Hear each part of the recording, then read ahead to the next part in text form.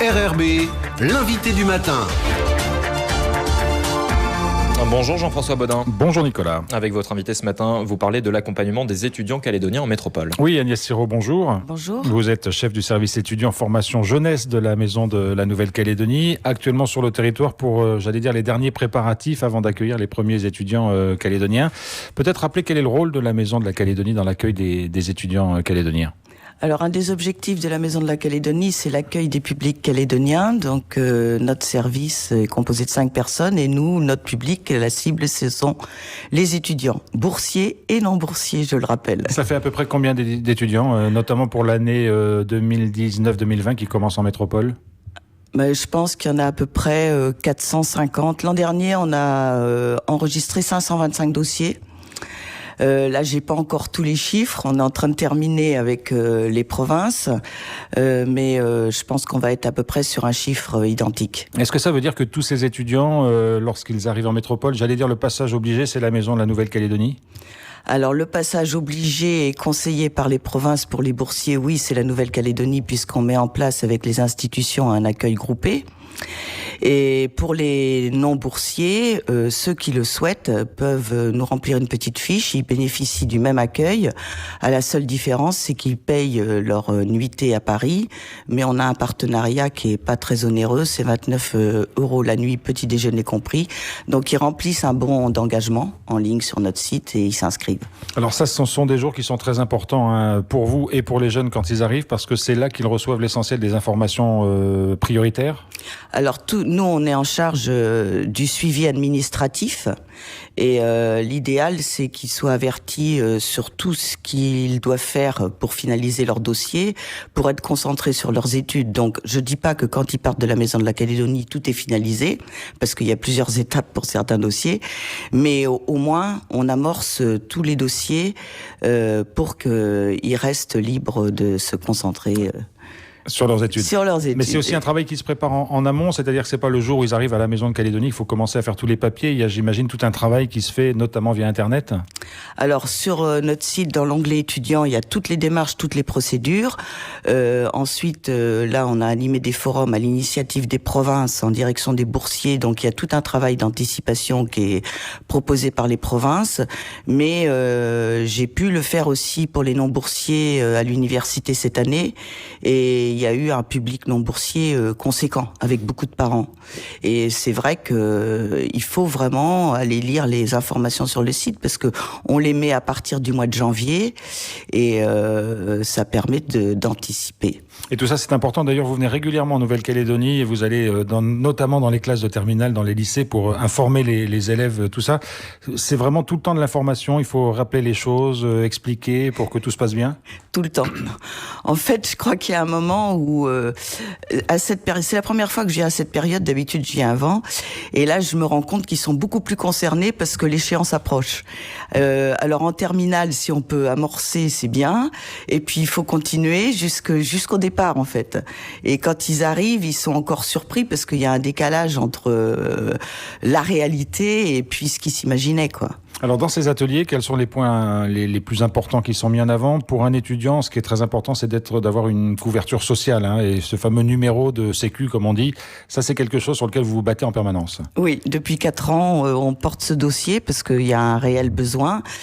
Je crois qu'on a considéré que l'immatriculation était importante au niveau médical, mais c'est le nerf de la guerre, si je puis dire, parce que un numéro de sécurité sociale, il le faut pour bénéficier de l'aide au logement, il le faut pour les stages, et dans tous les cursus, il y a des stages, il y a des étudiants qui ont besoin de compléter leurs ressources pour finaliser leurs études, donc qui ont besoin d'un job étudiant, et donc numéro de sécurité sociale.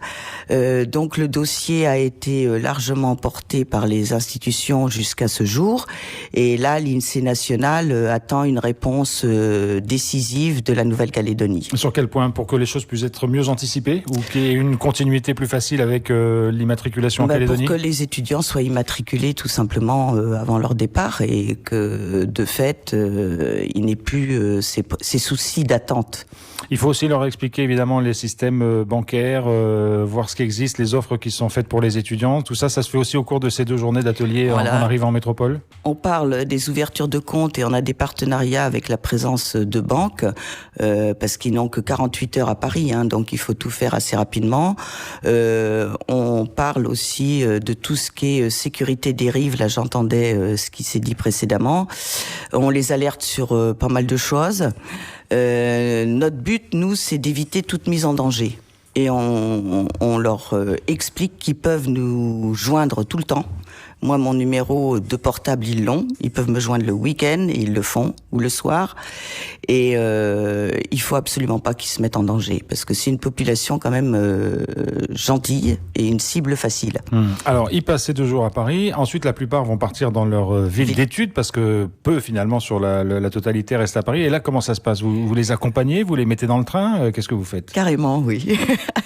Ça fait sourire certains anciens étudiants qui nous disent qu'on en fait trop, sauf que la métropole en 20 ans elle a carrément changé, qu'il y a plus d'interlocuteurs physiques, ce sont des plateformes, ce sont des numéros de téléphone, il faut taper le 1, le 2, le 3, enfin c'est quand même très difficile. Et oui, on les met dans le train. On emploie des étudiants en job étudiant au moment des accueils. Il y a 9 gares qui distribuent les villes d'études à Paris et on fait en sorte aussi, on a maintenant un réseau d'étudiants associatifs et des référents départementaux régionaux. On a déjà pris des contacts avec eux, on sait qui sera dans les villes d'études, il y en a qui les accueillent à la gare pour les emmener à leur logement et après c'est sûr qu'ils sont quand même armés pour se débrouiller seuls. Alors justement, après, quel est votre rôle ? Une fois que cette période est terminée, vous soufflez un peu, vous dites ça y est, c'est terminé ? Non, pas du tout. Parce qu'il y a toute la gestion des boursiers et donc il faut récupérer les RIB, il faut avoir les certificats de scolarité et on suit la finalisation des démarches. Donc par mail, par téléphone, il faut que leurs coordonnées soient à jour. Ils n'ont pas forcément le réflexe parce qu'ils arrivent sans numéro de téléphone, ils prennent une puce métropolitaine et ils n'ont pas le réflexe parce que jusqu'à ce jour, c'est les parents qui faisaient les démarches. Donc je conseille fortement aux parents de les laisser dès le départ s'impliquer dans les démarches parce que s'ils se retrouvent seuls d'un seul coup à les faire, ils sont perdus, quoi. Ils sont perdus, oui. Ce travail dont vous le poursuivez toute l'année, travail de proximité, vous devez être informé aussi quand ils déménagent, quand ils changent de logement. Enfin, c'est un travail vraiment au quotidien permanent, quoi. Oui, permanent. Parce qu'il y a un mouvement aussi au sein de la métropole pour ceux qui sont déjà là, qui par exemple finissent un cursus licence, vont passer un master. Bon, je dis n'importe quoi, mais ils sont à Montpellier en licence, vont venir à Paris en master. Donc il y a un turnover aussi des logements. Et dans l'année, il y a tous les stages qui se font pas forcément dans la ville d'études. Et vous êtes disponible pour les aider à trouver un logement dans leur ville de stage ou... C'est notre métier. C'est ce que vous faites aussi. Nous sommes là pour ça. Est-ce que Parcoursup a simplifié les choses pour vous ? Alors, moi, je trouve que les résultats des vœux ont été avancés, donc c'est un peu plus confortable pour préparer son départ. Parce que ça permet normalement de mieux anticiper. Voilà. Et puis, je pense qu'il y a un gros regard sur les dossiers pour éviter que des étudiants s'engagent dans des cursus pour lesquels ils sont peut-être un peu justes. Donc, la réponse le 8 mai... me semble cohérente parce que on n'interdit pas à un étudiant de s'engager dans un cursus, mais on lui conseille peut-être de faire une année de prépa ou de faire une réévaluation avant de s'engager dans le cursus. Et c'est sûr que c'est un peu triste de faire bac plus 3 et de se retrouver sans diplôme à la fin parce qu'on se retrouve qu'avec le bac. Agnès Siro, on est donc à quelques jours pour la plupart de ces étudiants de leur départ de Nouvelle-Calédonie. Si vous aviez un conseil ou un petit truc à leur donner avant ce départ, ce serait lequel ?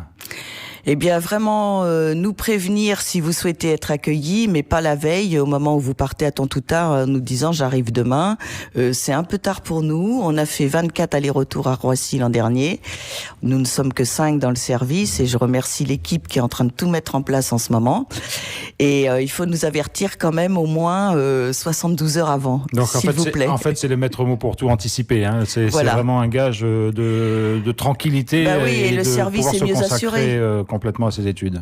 Voilà, on peut pas faire des miracles. Merci beaucoup Agnès Sirot d'avoir été avec nous ce matin. Merci à vous.